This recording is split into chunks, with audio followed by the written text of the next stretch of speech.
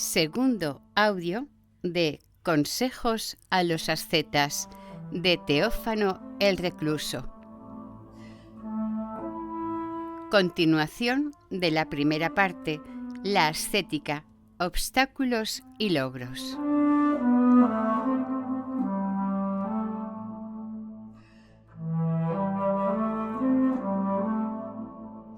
¡9! La técnica de los logismoi.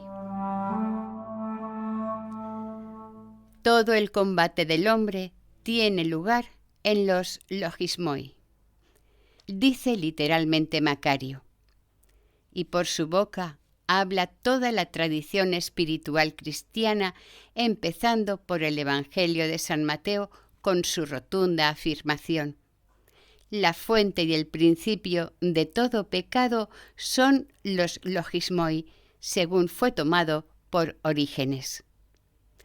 Los logismoi, esto es, los pensamientos, los impulsos, las pasiones, los vicios, tales son las principales acepciones que puede revestir este término que tantas veces aparece en la literatura monástica antigua.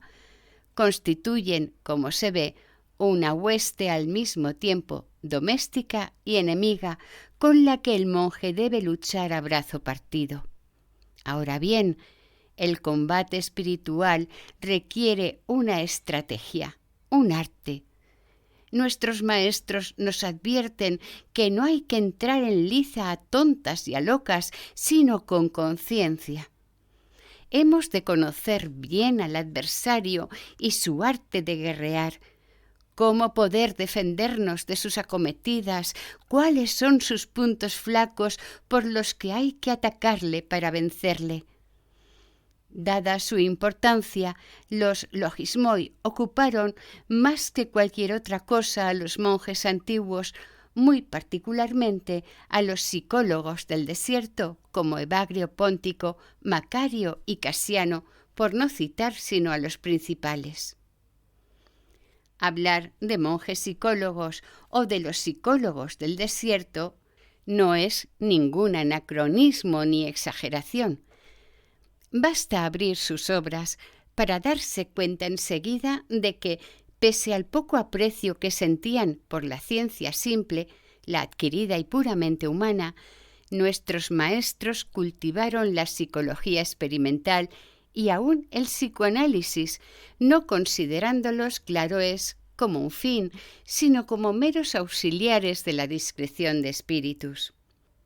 Para ellos, como para todos los monjes en general, la diácrisis era, en sus grados superiores, un carisma, un don de Dios, pero no por eso se sentían dispensados de servirse en el combate espiritual de las facultades y recursos naturales y se entregaron con minucioso interés al estudio, la disección del misterioso corazón humano. Para ello, hay que reconocerlo, estaban excepcionalmente bien situados, ya que les rodeaban, lo acabamos de apuntar, numerosos hombres interesados en conocerse a sí mismo. Y no es de admirar que hicieran notables progresos en sus análisis. Así, estos psicólogos del desierto conocen perfectamente lo que nosotros llamamos el subconsciente, como lo demuestra, por ejemplo, esta frase atribuida a Evagrio. Muchas pasiones están escondidas en nuestra alma y escapan a la atención. Cuando sobreviene la tentación, las pone de manifiesto. Enseñan también que al aflorar a la superficie de la conciencia una sugestión, hay que descomponerla en sus diversos elementos, en orden a no perder la cabeza viendo el mal en donde no existe. Distinguen las zonas psíquicas, humana o animal, racional o afectiva. Recomiendan que se examine si la causa de una determinada reacción psíquica es de orden físico o externo o de orden moral e interno. Bastaría expresar en términos de la moderna psicología estas y otras observaciones parecidas de los maestros del monacato primitivo para que parecieran dignas de la mayor atención. De este modo, a base de análisis y síntesis, de diácrisis y psicología experimental, los psicólogos del desierto llegaron a poseer un profundo conocimiento de la persona humana. Tal vez el éxito más admirable y definitivo de su estudio lo obtuvieron en este campo de los oscuros impulsos y tendencias del alma, a través de los cuales se insinúa el pecado, que ellos designaban comúnmente por el término logismoi o cogitationes. Es cierto que anteriormente, en particular con el gran Orígenes, había progresado bastante la investigación de las pasiones. Con todo, fueron los escritores monásticos de la antigüedad los que nos dieron una técnica de los logismoi, clasificándolos, determinando sus orígenes y características, escogitando el método más apto para combatirlos. El principal mérito corresponde a Evagrio Póntico. Casiano y los otros tratadistas se limitan casi a seguir sus huellas. Con admirable penetración psicológica llegó Evagrio a esta conclusión: los centenares de sugestiones que conoce y enumera se reducen, en fin de cuentas, a los 8 célebres logismoi, que Casiano llamará los 8 vicios principales o capitales. He aquí su enumeración según Evagrio. 8 son en total los pensamientos genéricos que comprenden todos los pensamientos. El primero es el de glotonería, después viene el de la fornicación, el tercero es el de la avaricia, el cuarto el de la tristeza, el quinto el de la cólera, el sexto el de la acedia, el séptimo el de la vanagloria, el octavo el del orgullo. Al mencionar en primer lugar las pasiones más corporales, Evagrio Póntico reconocía el origen somático de los 2 vicios, de la glotonería y la lujuria, que no son más que desviaciones de los 2 instintos primordiales de la conservación de la persona y la conservación de la especie. Notemos además que, si bien no lo diga explícitamente, reparte de hecho sus 8 logismoi según los 2 grandes principios de las pasiones. Los 3 primeros pertenecen al apetito concupiscible y los 5 últimos al apetito irascible. Casiano, por su parte, en una primera distinción, agrupa los 8 vicios capitales, teniendo en cuenta su modo de eficacia, resultando que unos tienen necesidad de la partición del cuerpo para desarrollarse, mientras que otros reciben su impulso de una causa exterior o interior. De esto se sigue que los diferentes vicios reclaman distinta terapéutica. Sería en efecto grave error aplicar a los vicios carnales remedios puramente espirituales. Para dominar la lujuria, por ejemplo, hay que echar mano de prácticas del ascetismo corporal, especialmente de ayunos y velas nocturnas. Otra distinción verdaderamente interesante es la que agrupa los vicios según su mutua afinidad y dependencia. De este modo se dividen en 2 categorías, formando la primera los 6 primeros y la segunda los 2 últimos.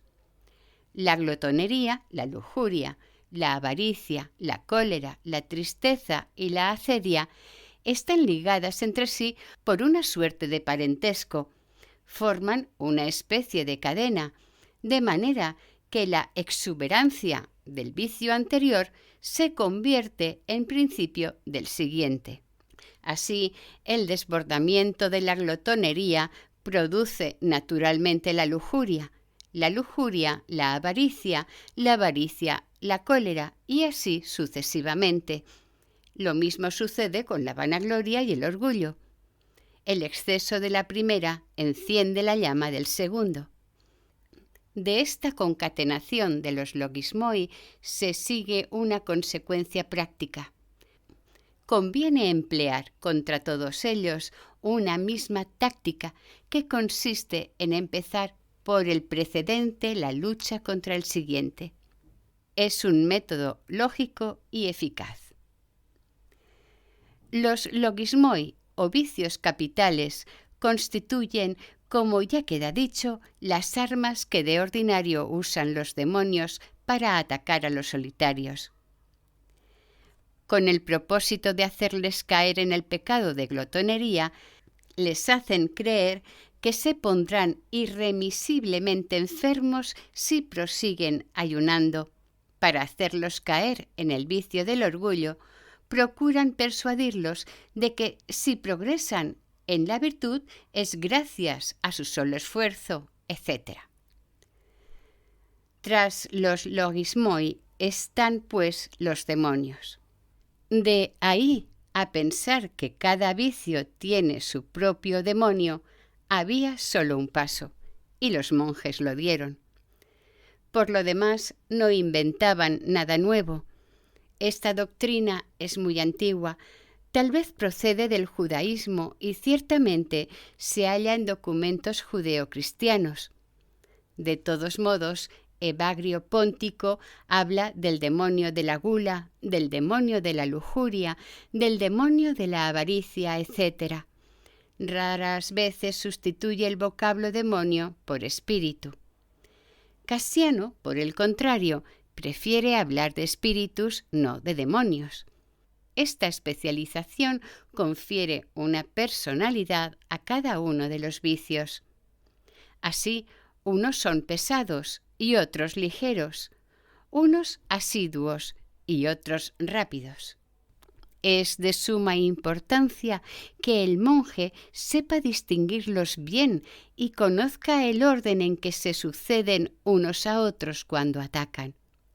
En efecto, no todos acometen al mismo tiempo, sino sucesivamente y siguiendo un orden riguroso. Los recién llegados siempre son peores que los que les precedieron. De este modo, como se ve, la lucha contra los 8 logismoi se convierte en un combate contra los espíritus o demonios que los gobiernan y en cierto modo encarnan. Los demonios de los monjes antiguos no atenúan la profundidad de sus ideas psicológicas, antes bien las acentúan. En efecto, tras los elementos psíquicos, aún tras los imponderables, existe una serie de fuerzas oscuras y terribles a través de las cuales se insinúa el pecado. No es, pues, de maravillar que creyeran que un demonio especializado estuviera al frente de cada uno de los vicios. El demonio es siempre el enemigo por antonomasia. Por otra parte, no era para ellos, en modo alguno, un daemon ex machina cuyas intervenciones les eximían de reflexionar e investigar. Lejos de ellos, espiaron y descubrieron sus procedimientos, sus afinidades, sus incompatibilidades, sus interferencias. Construyeron, en una palabra, lo hemos visto, una verdadera ciencia teológico-psicológica de los 8 logismoi que ha llegado a ser clásica en la moral y la espiritualidad cristianas. 10. Las virtudes. Luchar contra vicios y demonios es sólo una parte del combate espiritual. No basta seguir las reglas de la estrategia defensiva. La ascesis del monje, como toda ascesis cristiana, es una ascesis de conquista. Guardarse de la fétida suciedad de las faltas graves que el Señor abomina no es suficiente si no se adquiere por la pureza de corazón y la perfección de la caridad enseñada por el apóstol, el buen olor de las virtudes que hace sus delicias. La adquisición y la práctica de las virtudes es uno de los elementos esenciales de la perfección monástica. Por ellas, el hombre es restaurado en su condición primitiva, original y dispuesto para la gloria eterna del cielo. Claro que vencer perfectamente la epitimia, apetito concupiscible, con su triple hueste formada por la glotonería, la fornicación y la avaricia o amor al dinero, equivale a adquirir sofrosine, término cuyo contenido desborda el de nuestra castidad, y dominar las pasiones del apetito irascible, esto es, la tristeza, la acedia, la ira, la vanagloria y el orgullo. Conduce automáticamente a la posesión de la praotes, es decir, la dulzura o mansedumbre que los antiguos concebían como la culminación de la lucha espiritual. Pero también lo contrario es cierto y con seguridad más recomendable a los ojos de los monjes antiguos. Excelente medio de combatir un vicio es ejercitarse en la virtud contraria hasta adquirirla por completo. En realidad, el famoso método ignaciano del agere contra era conocido y recomendado por los primeros maestros del monacato.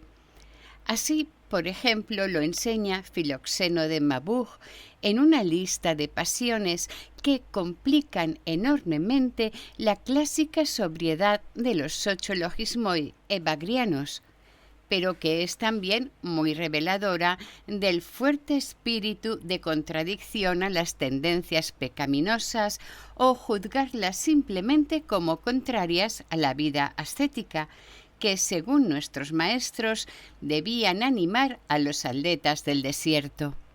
Preparémonos contra cada una de las pasiones el remedio que le es contrario. Contra la duda, la fe. Contra el error, la verdad. Contra la sospecha, la certidumbre. Contra la doblez, la simplicidad. Contra el engaño, la sinceridad. Contra la opacidad, la nitidez. Contra la dureza, la dulzura.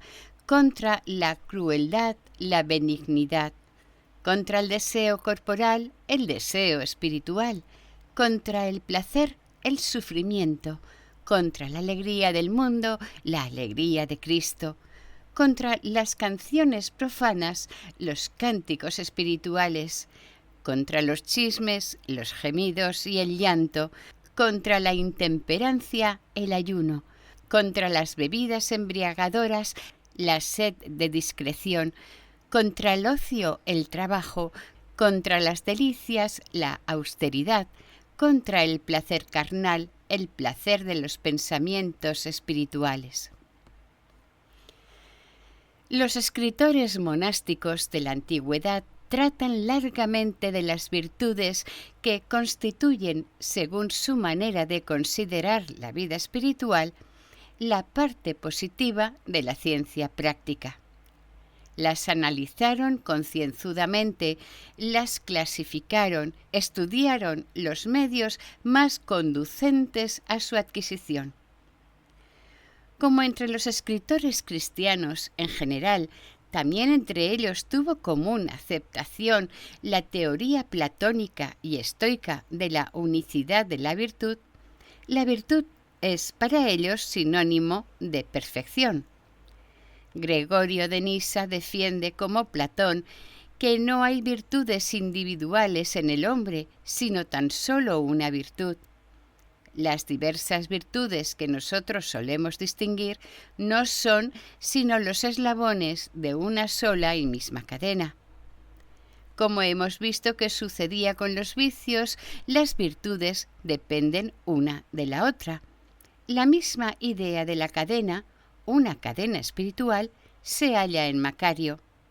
La oración depende de la caridad del gozo, el gozo de la mansedumbre de la humildad de la disponibilidad de la esperanza de la fe de la obediencia de la simplicidad. En la carta a Anatolio se sirve del prefacio al Practicos con el rigor coherente tan característico de su pensamiento. Establece Evagrio la gradación y génesis de las virtudes. La fe es fortalecida por el temor de Dios y éste, a su vez, por la abstinencia. Esta se hace flexible gracias a la perseverancia y a la esperanza, de las cuales nace la impasibilidad apatheia, que tiene por hija la caridad, y la caridad es la puerta de la gnosis natural, a la que suceden la teología y al término la bienaventuranza. En Casiano hallamos una lista parecida. No fueron los monjes formados en la filosofía exterior los únicos que trataron de la unicidad de la virtud y de la cadena espiritual. San Ammonas habla repetidamente de la relación de la causalidad que existe entre las diversas virtudes. Así, enseña a sus discípulos: la soledad engendra la ascesis y las lágrimas engendran el temor engendra la humildad y la previsión engendra la caridad hace al alma sana e impasible. Entonces el hombre comprende que no está lejos de Dios. Y en otro lugar, modificando un poco el orden, el temor engendra las lágrimas y las lágrimas la alegría. La alegría engendra la fuerza y por esta el alma fructificará en todo. En la literatura monástica primitiva no faltan, como se ve, listas de virtudes. Sin embargo, sería inútil buscar en ella un catálogo completo, metódico y esencialmente invariable de las virtudes, paralelo al tratado de los vicios. Ni en Evagrio Póntico, siempre tan sistemático, ni en Casiano más completo, se halla nada parecido. A primera vista nos sorprende no poco. ¿Acaso no hay también una lógica, una psicología, una táctica de las virtudes? A esta pregunta, nuestros maestros, con toda probabilidad, hubieran contestado negativamente. En efecto, para ellos, la virtud, la perfección, es un don de Dios, una gracia que Dios concede libérrimamente a quien le parece y como le parece. Y tenían razón, pues creer que el hombre, gracias a un esfuerzo metódico y perseverante, puede llegar a la perfección sobrenatural, sería caer en el error de Pelagio. Dios llama y conduce a la santidad, no incumbe al hombre señalarle los caminos. Cuando se trata de los vicios, el esfuerzo humano parece cooperar con la gracia divina en el plano psicológico. Tratándose de las virtudes, esto es, de aproximarse a Dios, la perspectiva cambia por completo. Todas las virtudes, como es lógico, fueron recomendadas y practicadas por los monjes antiguos y sus maestros. En primer lugar, las que se refieren directamente a Dios, la fe, la esperanza, la caridad. Pero hicieron hincapié en algunas que consideraban más fundamentales o propias de su estado: la discreción, la humildad, la obediencia, la mansedumbre. 11. La discreción. Discreción, en el lenguaje de los padres de la vida monástica, equivale a sentido de lo real. Es una virtud que modera por igual los excesos de la presunción y los defectos de la pusilanimidad.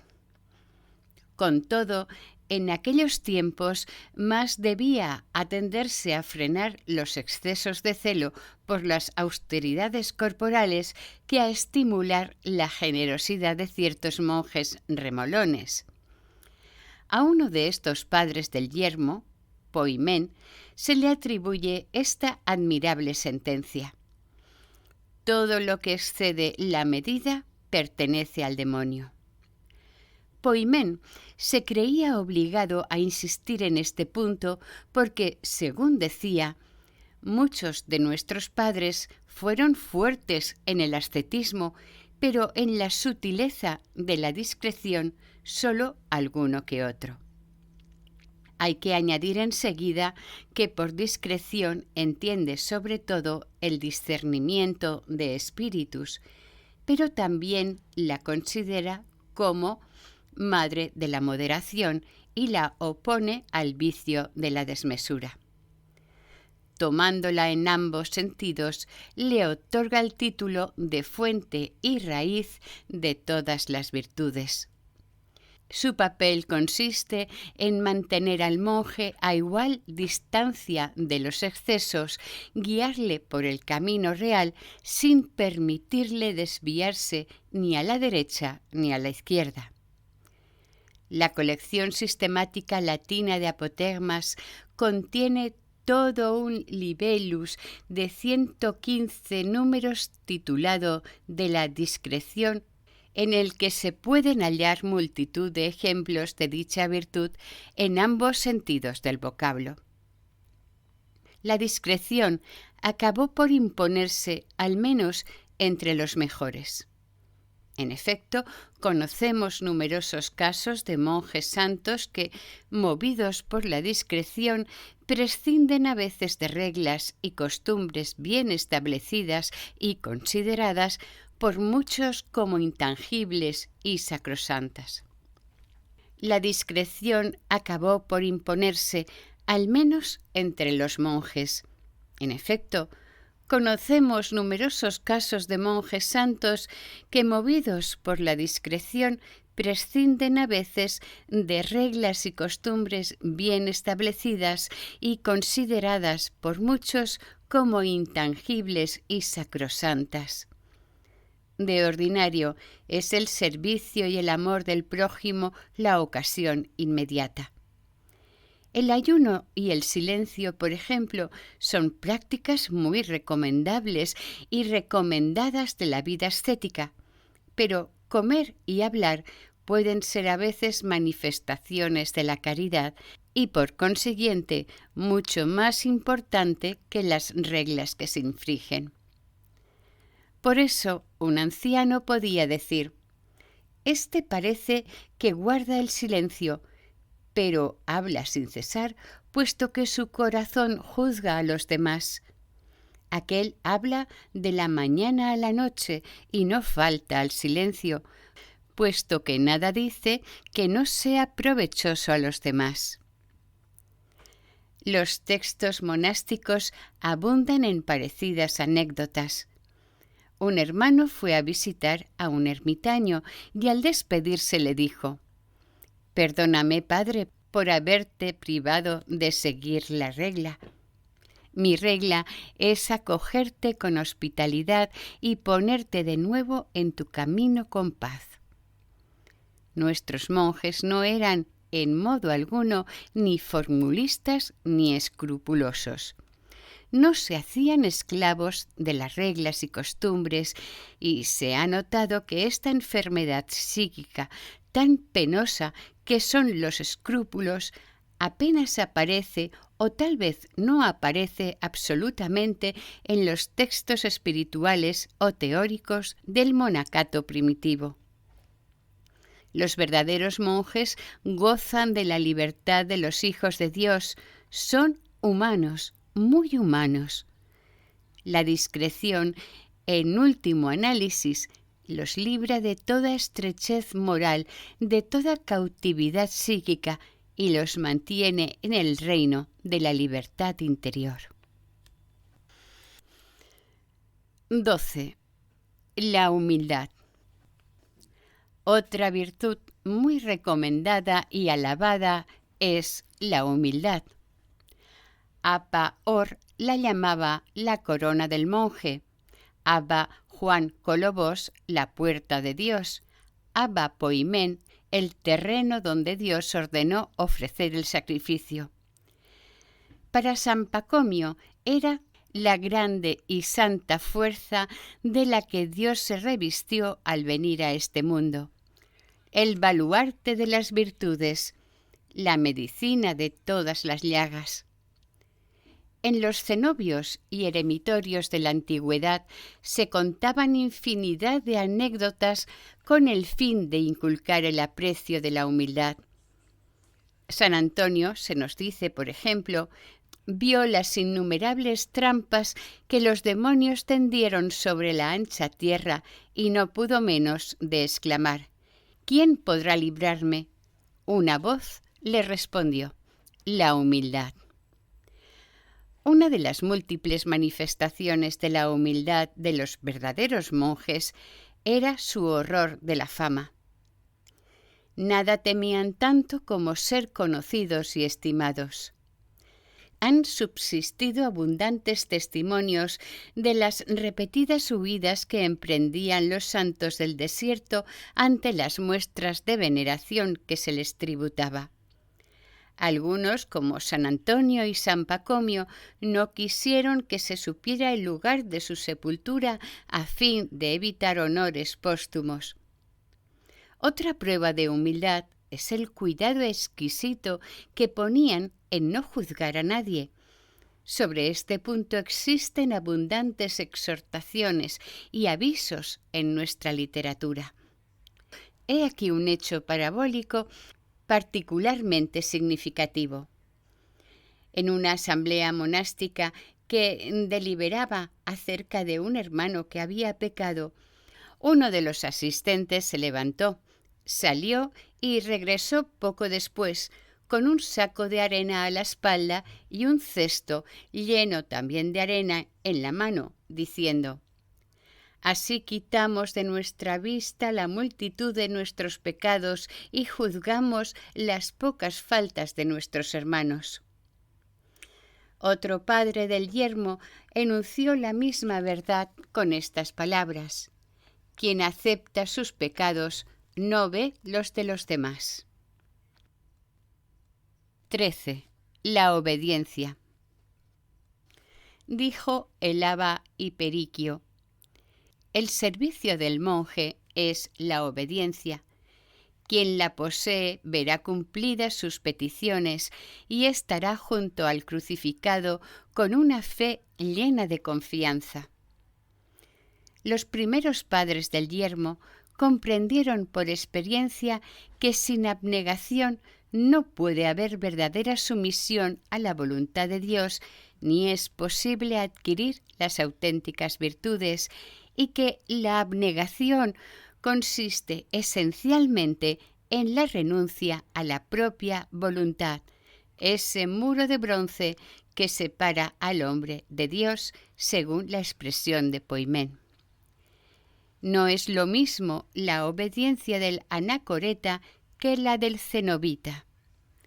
Cierto que los anacoretas debían obedecer y obedecían a sus ancianos, a sus propios padres espirituales. La obediencia entre los anacoretas está enteramente orientada a promover el progreso espiritual del monje por la renuncia a la propia voluntad y al propio juicio.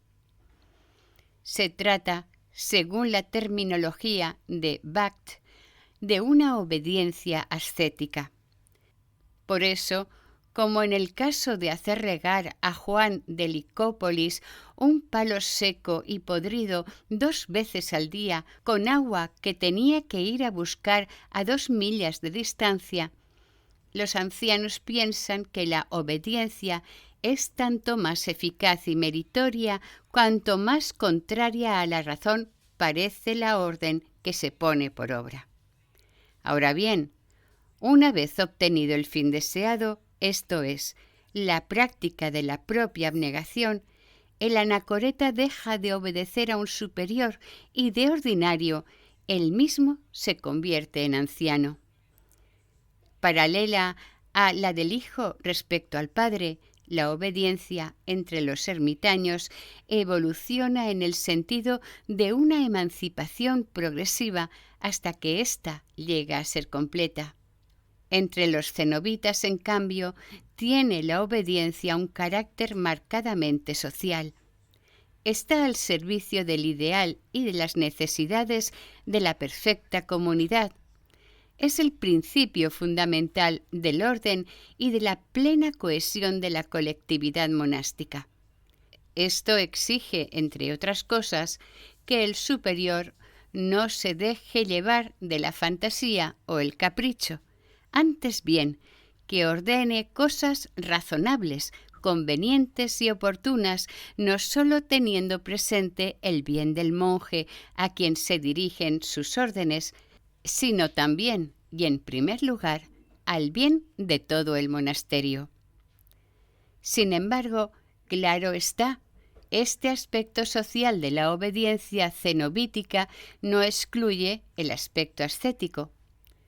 Como el eremita, el cenobita obedece por motivos sobrenaturales, para ofrecer a Dios el sacrificio de su propia voluntad, para abnegarse a sí mismo y seguir al Señor con la cruz a cuestas. Y obedece mucho más tiempo, pues su obediencia, como su vida en el seno de la comunidad, al menos según San Pacomio y San Basilio, no termina sino con la muerte.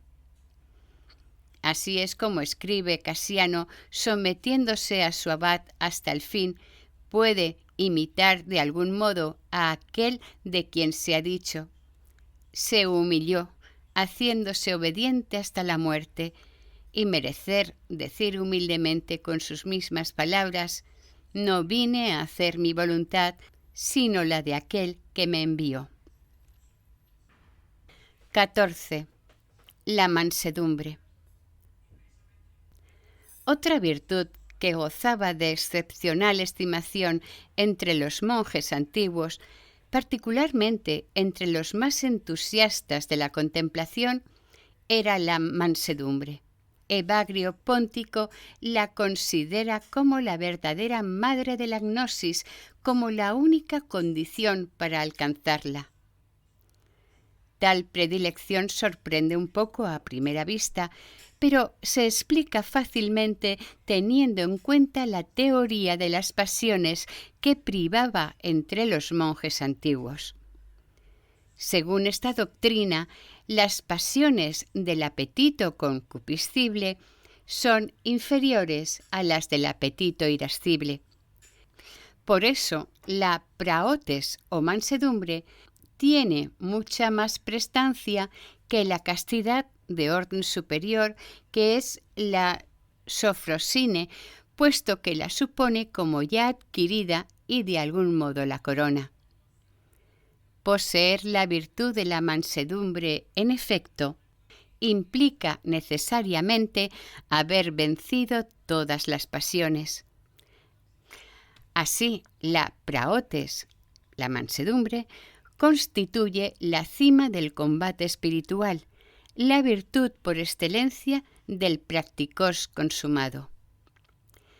Cierto que esta doctrina se apoya en la psicología tripartita, pero Evagrio halló en la Sagrada Escritura, entre otros pasajes que la favorece, un texto muy hermoso en el que la fundamentó. La Biblia presenta a Moisés como hombre mansísimo, más que cuantos hubiese sobre la faz de la tierra. y a continuación aduce este oráculo divino. Si uno de vosotros profetizara, yo me revelaría a él en visión y le hablaría en sueños. No así a mi siervo Moisés, que es en toda mi casa el hombre de confianza. Cara a cara hablo con él y a las claras, no por figuras, y él contempla el semblante de Yahvé. Evagrio, aludiendo a este texto, subraya repetidas veces, en apoyo de su mística intelectualista, que la Escritura hubiera podido alabar otras virtudes excelentes de Moisés, y con todo se limita a poner de relieve su extraordinaria mansedumbre. Así pues, al igual que Moisés, el monje que ha logrado poseer la mansedumbre está preparado para recibir el don de la contemplación. Domina todas las pasiones, ha triunfado en la lucha con los demonios, ha escalado la cumbre de la vida ascética.